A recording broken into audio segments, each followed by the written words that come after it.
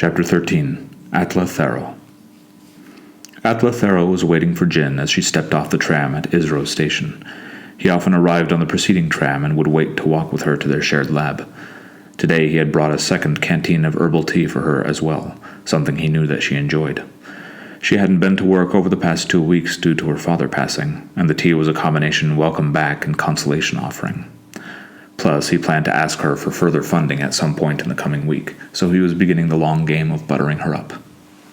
Jin was Atla's senior by at least a decade, and even though there had been significant cultural mixing both down on Earth and on Luna over the past 40 years, Botswana and Austria remained vastly different. But despite their disparate backgrounds and age, they had struck up a friendship early on in Atla's career that had lasted years and was close enough that they shared a research lab and grants without conflict. "Dumela, Jin," Atla called out to Jin as she raised her face to his voice on the platform. Her smile was little more than conciliatory, though spread to a more authentic grin as she accepted the tea from him. "Kiala Bogara," she responded in gratitude in his native Tswana. "Did you miss me?" "Of course, but I managed to keep the dust from settling." She smiled at the inside joke they shared. It took a long time for dust to settle in lunar gravity, if any had been allowed in the lab at all. It meant that he had kept busy after all. Atla was one of the leading scientists in their field, and had been her partner down many rabbit holes for more years than she could remember. His contributions before their partnership had moderate, though ultimately significant weight in the field of biosuperconductors.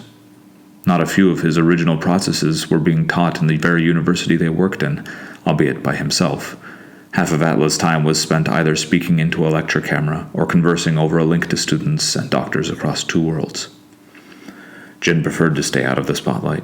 She had suffered enough of the public eye in her early life to last several lifetimes.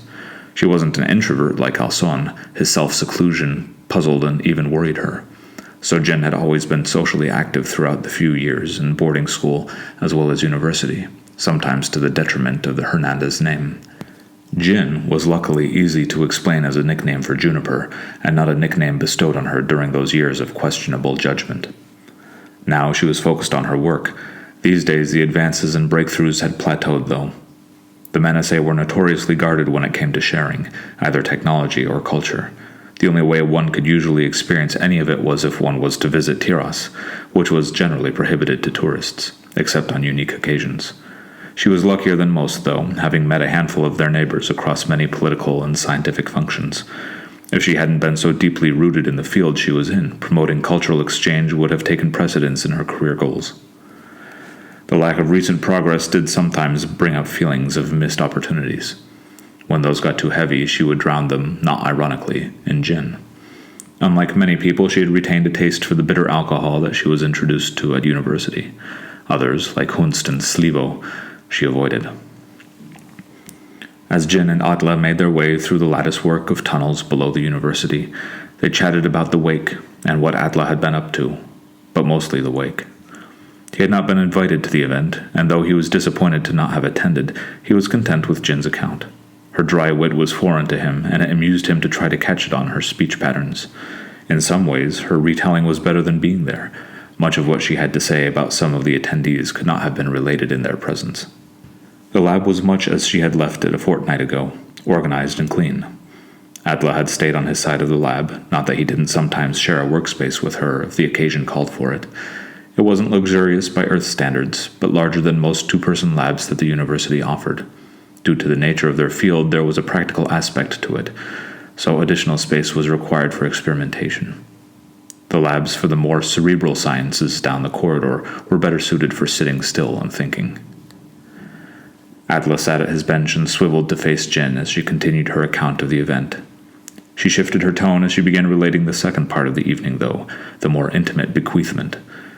When she got to the point of the crystals, she reached inside her satchel and slowly pulled hers out, contained within a drawstring pouch, and placed it gingerly on her bench. Atla's eyes widened. "Wow," he whispered. To see such curiosity and admiration in the eyes of a man of his age was satisfying to Jin. Atla really still had the enthusiasm of a first-year university student when it came to their shared passion. "How do you interface with it?" He rolled his stool over to her side of the bench. "Just by holding it with your bare hands," Jin replied, causing Atla to swiftly retract his hand from the proximity of the object. Don't worry, it's genetically coded to me. Not even my brothers would be able to use it. You can hold it if you want, just don't drop it, she joked. Despite his childlike enthusiasm, Atla was not a clumsy man. He gingerly picked it up and turned it over in his hands, admiring the cut of it and the depth of the color. These never cease to amaze me. I know that we've learned to make this much with the technology, but imagine all of the other things that are possible, if our neighbors would just open up about them. We may just be on our own with this, though I do concede that it would make our jobs more interesting lately. But just imagining the satisfaction of figuring out something without help brings back memories of school, Jin said, ending in a slight frown, not knowing where the off-the-cuff remark about her past came from. Atla didn't even notice, or didn't show it if he did.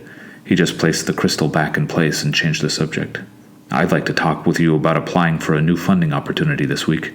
Our current grant from ISRO is still paying out, of course, but I have my eye on one that would allow us to branch out into a new field of research. We may even be able to bring someone on for a new angle. This piqued Jin's attention.